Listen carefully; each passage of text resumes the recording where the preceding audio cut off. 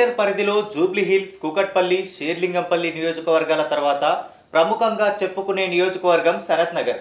Industrial area కావడంతో పాటు నగరం నడిబొడ్డున ఉన్న సనత్ నగర్లో విజయం అంతా బీజీఎం కాదు.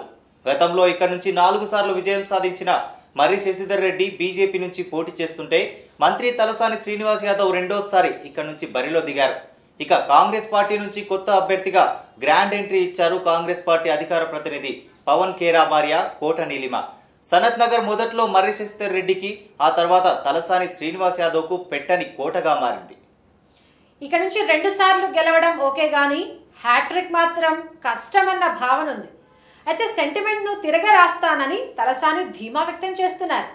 సికింద్రాబాద్ నుంచి 3 సార్లు విజయం సాధించిన తలసాని శ్రీనివాస్ యాదవ్ ఆ తర్వాత మారిన పరిస్థితుల్లో సనత్ నగర్ షిఫ్ట్ అయ్యారు. 2014-18 అసెంబ్లీ ఎన్నికల్లో సనత్ నగర్ నుంచి తలసాని సూపర్ విక్టరీలు సాధించారు. రాజకీయంగా సెకండ్ ఇన్నింగ్స్ లోనూ జైత్రయాత్ర కొనసాగిస్తున్నారు తలసాని. ఏ పార్టీలో ఉన్నప్పటికీ ఆ పార్టీలో అధినేతను ప్రసన్నం చేసుకోవడం, పార్టీకి అనుకూలంగా ఉంటూ ప్రజల్లో కలిసిపోవడం వల్ల ఆయనకు అభిమానుల్లో గుర్తింపు లభిస్తోంది. సనత్ నగర్ లో మరోసారి విజేతగా నిలవాలని సిట్టింగ్ ఎమ్మెల్యే మంత్రి తలసాని శ్రీనివాస్ యాదవ్ గట్టి ప్రయత్నం చేస్తున్నారు. గత లోక్సభ ఎన్నికల్లో సికింద్రాబాద్ ఎంపీగా పోటీ చేసి ఆయన తనయుడు తలసాని సాయి కిరణ్ ఓటమి పాలయ్యారు. రియల్ ఎస్టేట్ వ్యాపారంలో తలసాని బాగానే సంపాదించారు. రాష్ట్ర వ్యాప్తంగా అంతంత మాత్రంగా ఉన్న డబుల్ బెడ్రూమ్ల విషయంలో తలసాని సనత్ నగర్ లో మాత్రం మెరుగ్గా వ్యవహరించారు. నియోజకవర్గంలో అభివృద్ధి కార్యక్రమాల్లోనూ పాల్గొంటూ సామాన్యులకు అందుబాటులో ఉండడంతో వరుస విజయాలు సాధ్యమవుతున్నాయన్న భావన ఉంది.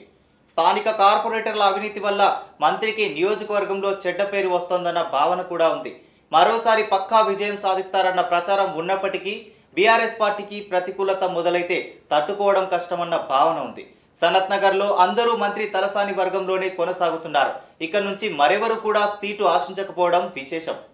ఇక ఈ నియోజకవర్గంలో బీఆర్ఎస్ ముఖ్య నేతలుగా కూన వెంకటేష్ గౌడ్, అత్తిలి శ్రీనివాస్ గౌడ్, అత్తిలి మల్లికార్జున గౌడ్, కొలను బాలరెడ్డి, శ్రీహరి ముఖ్యులుగా ఉన్నారు. కార్పొరేటర్ల వల్ల నష్టం జరగకుండా ఉండేందుకు మంత్రి తలసాని తరచూ నియోజకవర్గంలో కార్యక్రమాలు నిర్వహిస్తున్నారు. సనత్ నగర్ నుంచి కాంగ్రెస్ అభ్యర్థిగా కోట నీలిమ బరిలో నిలిచారు. రచయిత్రి, పరిశోధకురాలు, రాజకీయ వ్యాఖ్యాత, కళాకారిణి, రాజకీయవేత్తగా గుర్తింపు పొందారామె. రైతు ఆత్మహత్యలు, ప్రజాస్వామ్య పరిధులపై ఆమె కీలక రచనలు చేశారు. నీలిమ కాంగ్రెస్ పార్టీ అధికార ప్రతినిధి పవన్ ఖేరా భార్య. తెలంగాణ ప్రదేశ్ కాంగ్రెస్ కమిటీకి ప్రధాన కార్యదర్శిగా పనిచేస్తున్నారామె. ఈ నియోజకవర్గంలో జి శైలజ, వైష్ణవి, మంజుల పార్టీ ముఖ్య నాయకులుగా ఉన్నారు. వాస్తవానికి కాంగ్రెస్ పార్టీ నుంచి మర్రి శశిధర్ రెడ్డి పోటీ చేయాల్సి ఉన్నప్పటికీ ఆయన బీజేపీలో చేరడంతో సీన్ రివర్స్ అయింది. గతంలో సనత్ నగర్ ఎమ్మెల్యేగా రోసయ్య హయాంలో national disaster management authority chairman గాను మర్రి వ్యవహరించారు. 4 సార్లు ఎమ్మెల్యే, ప్రస్తుతం రాజకీయంగా గడ్డు పరిస్థితులను ఎదుర్కొంటున్నారు. బీజేపీ ముఖ్య నేతలు శ్యామ్ సుందర్ గౌడ్, చీర శ్రీకాంత్ నియోజకవర్గంలోనూ కీలకంగా ఉన్నారు. నియోజకవర్గంపై పెద్ద ఎత్తున ప్రభావితం చూపగల నాయకులు కూడా ఉన్నారు. కార్పొరేటర్లు కటినేని సరళ, చీర సుచిత్ర, పార్టీ ముఖ్య నేతలు శ్రీశైలం గౌడ్, ఆనంద్ యాదవ్ నియోజకవర్గంలో బీజేపీ వాయిస్ ప్రజల్లో బలంగా తీసుకెళ్తున్నారు. ఎన్నికల్లో తనను గెలిపిస్తే విద్య, వైద్యంతో సహా అన్ని రూపాయికే అందిస్తానని అంటూ ప్రచారం చేస్తున్నారు సనత్ నగర్ అభ్యర్థి వెంకటేష్ యాదవ్. అంతేకాదు 1 రూపాయికే సంవత్సరానికి 4 సిలిండర్లు కూడా అందిస్తానంటూ ప్రచారం చేయడం రాష్ట్ర వ్యాప్తంగా అటెన్షన్ కు కారణమైంది.